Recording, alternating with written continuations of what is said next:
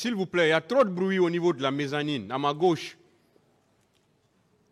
Veuillez arrêter ce bruit-là, là-bas. Continuez, M. Camara. Donc, Monsieur le Président, il est important. Pour certains, ils peuvent dire, mais pourquoi il a besoin de dire tout ça? Je veux simplement faire savoir à tout être humain que le destin d'un homme, il est écrit en lettres de front, en lettres de sang sur son front. Ce n'est pas parce que votre géniteur, votre père est chauffeur ou un commerçant ou un paysan. Ce n'est pas le fait d'avoir un père intellectuel aller jusqu'à Oxford. Je veux simplement donner courage à la nouvelle génération pour dire que le destin, il est inviolable et que chaque citoyen, chaque enfant doit travailler, attendre son destin. Le destin est plus fort que tout être humain. Si j'en viens à ce niveau, Monsieur le Président, je voudrais vous dire que pendant tout le temps que j'ai passé dans le box des accusés, j'étais perturbé. Perturbé en ce sens que il y a eu des allégations de nature à me faire paraître autre chose. Sinon, Monsieur le Président, je ne venais pas devant votre bar pour dire tout ça. Parce que l'officier d'état-major, c'est ce qui différencie l'officier d'état-major aux autres officiers. Il s'adapte à toutes les circonstances, à toutes les réalités qui se présentent. Je ne venais pas devant vous, Monsieur le Président, pour vous dire tout ça. Je venais juste pour m'attaquer directement au fait des événements du 28 septembre. Mais, quelque part, j'ai vu l'armée guinéenne, toute l'armée guinéenne frustrée. Cette frustration, j'en ai besoin d'en parler. Je veux parler, bien sûr, de M. Toumba Aboubakar Sidiki Diakité. Lorsque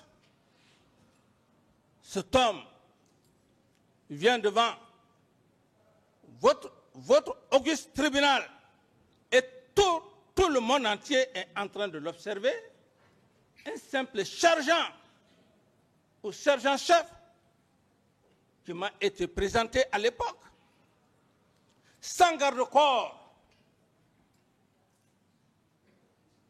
vient frustrer l'armée afin de perturber votre vigilance. Mais cette vigilance, Monsieur le Président, je vous ai remarqué, vous êtes un homme serein. Vous n'avez jamais, tous les accusés qui sont venus, vous n'avez jamais bloqué la parole. C'est là votre sérénité. À votre place, où je suis, je ne pourrais pas. Parce que je n'ai pas le même tempérament que vous, Monsieur le Président. Vous lui avez donné tout le temps. Cet homme a fait croire aux Guinéens et à la communauté internationale et le reste du monde qu'il aurait pris le pouvoir pour me donner bon sang. Ce fut la plus grande frustration pour moi. Bien que n'étant pas aujourd'hui dans cette armée, je vais la défendre. Ici, je ne suis pas là devant vous parce que je suis un chef d'État. Je suis devant vous parce que je suis un officier d'état-major. Je mourirai avec ça, avec le grade de capitaine. Je ne m'honorerai pas ce grade au prix de quoi que ce soit. C'est ce que j'ai mérité. Je vais la défendre et je défendrai cette armée. M. Toumba Diakité avait-il même un groupe? Il faut respecter une nation. De Napoléon Bonaparte jusqu'à nos jours, Monsieur le Président, personne ne parle de coup d'État. Mais je lui laisse le bénéfice de doute. Parce qu'en matière d'armée, l'armée est catégorisée. Il y a des hommes d'académie et il y a la catégorie des sous-officiers. Donc, la mentalité d'un sous-officier n'est pas la mentalité d'un officier. C'est le sous-officier qui peut se permettre, parce qu'il ne sait pas. Ce n'est pas de sa faute. Mais moi, je ne parlerai pas de ça. Autrement, les collègues avec lesquels, ou tout au moins, avant même d'y arriver à mes collègues, si je parle de coup d'État, ici, mon professeur Pinot et Taverny, de Kouékidan, de Saint-Cyr, ils vont prendre la tête. Ils se diront, Monsieur Dadis, le capitaine Dadis est devenu fou. Je ne le ferai pas. Claude Pivy en a suffisamment parlé. Je veux dire simplement, Monsieur le Président, j'ai assesseur, mes chers éminents magistrats du parquet, que si cet homme est devenu votre président, c'est par le biais du feu général Lansana Conté. C'est le feu général Lansana Conté. Parce que cet homme ne connaît pas l'ethnie. C'est ce que la Guinée a besoin. Ce n'est pas l'ethnocentrisme. Parce que je suis de telle région, il faut que je prépare cet homme. C'est cet homme-là. Monsieur le Président, quand je vais vous dire certains passages, vous risquez même de dire, bon, puisque le feu général Lansana Conté ne vit plus, on va vous poursuivre. Mais vous ne pouvez pas le faire parce que c'est mon destin et c'est Dieu qui l'a voulu, puisque ce n'est pas aussi une infraction. Mais en temps normal, Monsieur le Président,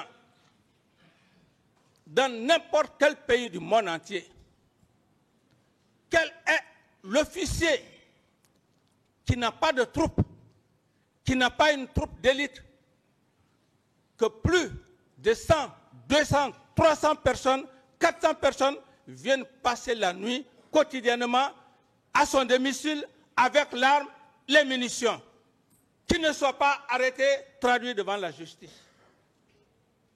Je l'ai fait pendant 3 ans, Monsieur le Président. Le feu général Lansana Conté, c'est un homme intelligent. Personne ne pouvait le tromper. C'est son intelligence d'ailleurs qui a fait que l'armée guinéenne lui a choisi comme président. Si cet homme ne m'arrête pas, Monsieur le Président, pendant 3 ans, et de passage, je ne peux pas parler du feu général Lansana Conté sans remercier le général Bambo Fofana. Ce serait une ingratitude.